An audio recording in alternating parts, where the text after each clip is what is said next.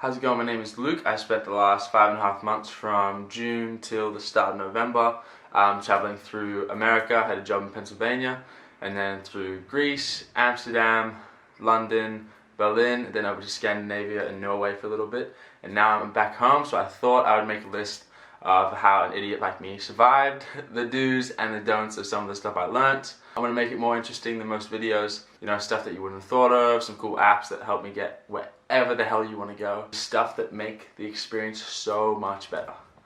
Alright, I made a cute little intro with a book, so. Cool.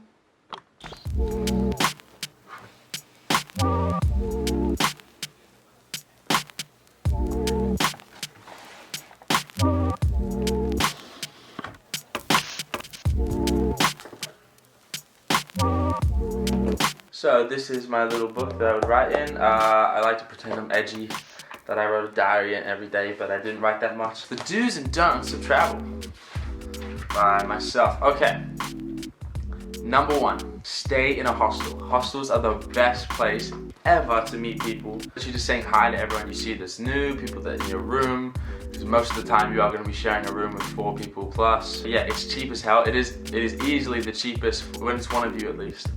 It is easily the cheapest place to stay. It's always usually in the center of town, wherever you're staying. I stayed in one in Greece. It was called Paris Backpackers. It was the best place. Beach right out front, town was like 5 minutes away. Beautiful. There will be info about the city there.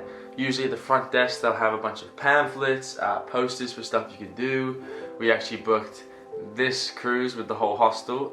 It was just advertised at the desk. It was 50 euros. Why not? Whole day. Champagne, ouzo, beer. And don't expect all hostels to be like these grungy, crappy places. They do exist. I've been to them. You will find some really nice hostels. I paid 14 euros a night in Paros, island in Greece. And they had a pool, a kitchen. The owner was really nice. We'd have karaoke nights and barbecues. It was brilliant. So you can find really, really nice hostels. It is a massive market. I would suggest using Hostelworld, the app. It's great. It tracks every country you've been. There's promo codes on it and it's super organized. It's never let me down. I think I stayed in about 9 or 10 hostels and every single time was perfect. I could book it 5 minutes before I was there and it was... Okay, this is the first don't. Please do not book all your travel before you leave.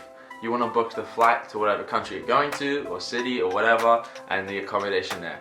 Don't book any more than that because I can guarantee you will meet someone or a group of people that you would want to stay with longer than you were expecting in a place you weren't expecting to stay that long. I have a basic idea, obviously, like I knew I wanted to go from Greece and go up. One of the things people freak out about, I think, not having all their travel booked before they leave. It is reassuring to know, but at the same time it feels very restricting once you've done it. It just makes it so much better. This is do number 2. The summer season in Europe is June, July, August.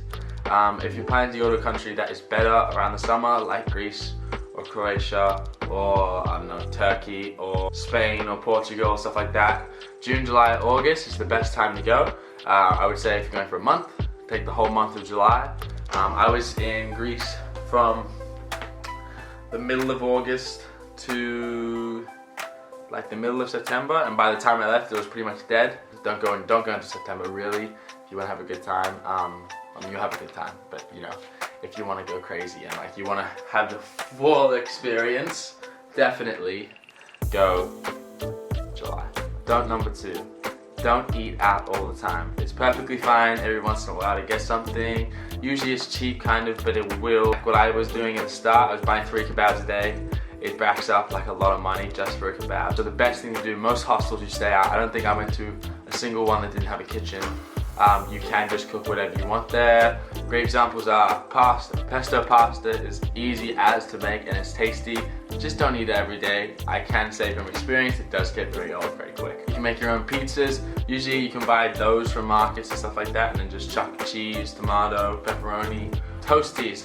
Do not underestimate how good and how nutritious a toastie can be. I used to chuck olives, onion, bacon, cheese in that thing with tomato sauce. Have that twice a day. You are set. Honestly, toasties are probably one of the most underutilized travel foods because almost every place has a toasty maker, and if it doesn't, you just chuck it on the pan, chuck it again, and you're set. You can make them beforehand, wrap them up, take them out with you. One thing we would also do is sausage and veggies. We just buy some sausages, a couple of veggies, and then chuck them all in a pan, olive oil, whatever, let them simmer, and then you've got actually a super nutritious meal that was super easy to make for a guy like me who can't cook at all. To save you money on food, you can spend on more important things like booze, or a boat cruise with booze. Okay, do number 2. Definitely, don't be afraid to go by yourself or with another person. For me, that was probably the best way to travel ever. You've only got yourself to please, or you have one other person. And you can be open to other groups you meet along the way, rather than having 4 or 5 people that you can rely on and you feel like you've got everything you need. You won't end up meeting that many new people. And honestly, one of the top 3 things that you will do while traveling is just meeting new people that are great. You meet some idiots, some assholes. I've met them. They're horrible. They're annoying. But you'll meet some of the best people you've ever met in your life, because obviously they're traveling as well, so you may as well be somewhat alike. The last don't is definitely do not overpack. I can guarantee you're gonna pack too much and you pack more than you need. It's natural, you wanna feel safe, like you're gonna have everything, but you're also just gonna wanna buy stuff while you're there. Even if you're on a really cheap budget like I was, I still made money to buy clothes wherever I was, because they have cool clothes there that you can't find here. I only had one backpack for my 5.5 months. I was able to pack for the start of summer, like it was pretty cold in America and then it got very hot. The summer in Greece and Europe, kind of the autumn and late autumn in Norway and Berlin. And I was able to pack all those sort of clothes in one bag, and I still felt like I had too much and that I could throw away a bunch of stuff. In my bag, I packed 7 t-shirts, 2 jeans, 3 jackets, 2 hoodies, 5 shorts, 1 nice shirt for going out, 2 shoes, my skateboard fit in my bag, 8 undies, 1 pair of tracksuit pants, and 8 pairs of socks. And that still felt like too much, and it felt like I was lugging around too much. I think it ended up being 20 kilograms on my back most of the time. So you really don't need that much, and you will fill it up with other clothes anyway. I do kind of in that sort of world of the backpack thing. Bring a backpack instead of a suitcase.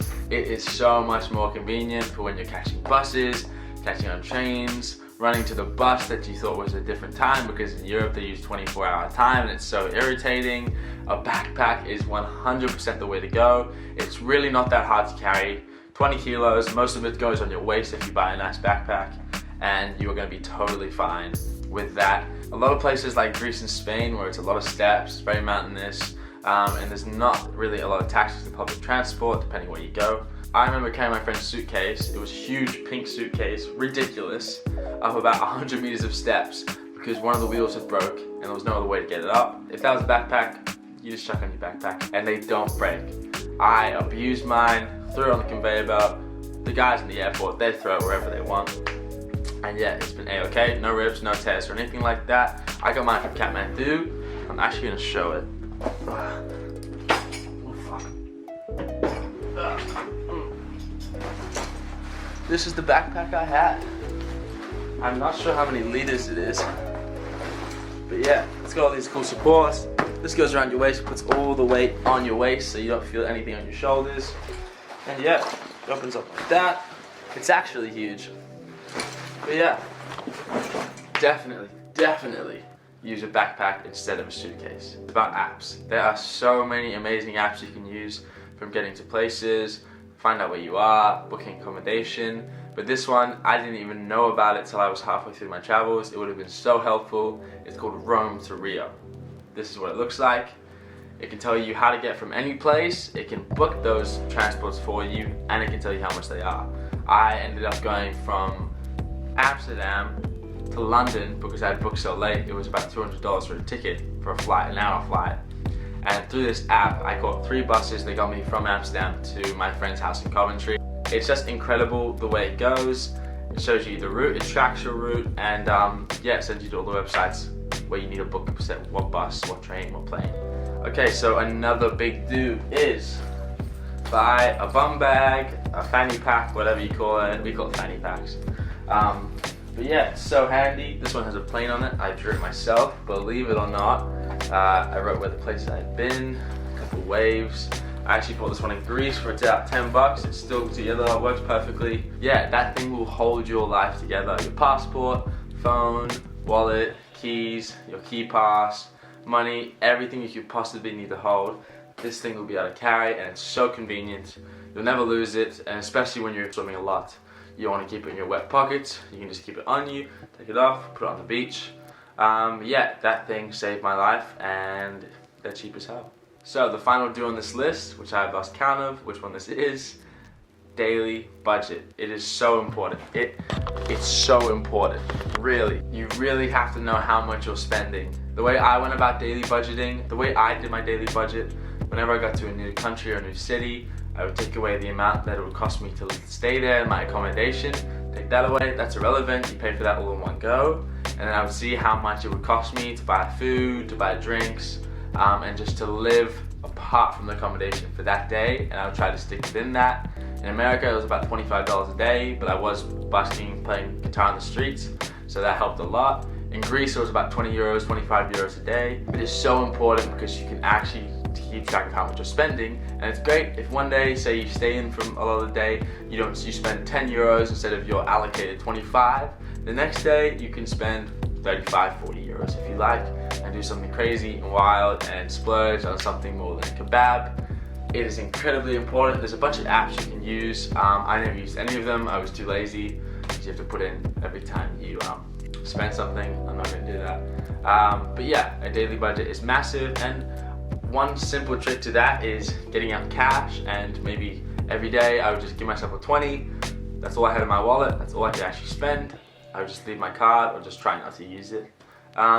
Yeah, so that is all my do's and don'ts on travel. I'm sure there's a million other ones I could think of, but those are the ones I thought would be helpful and thought were a little bit different from all the other ones you hear, like bring a charger, portable charger, all that sort of stuff. It seems that's kind of basic.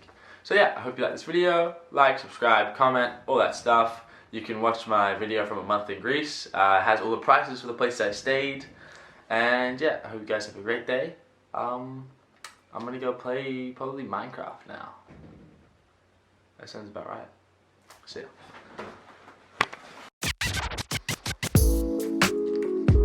I just finished a delicious Nutella sandwich. There's nothing better.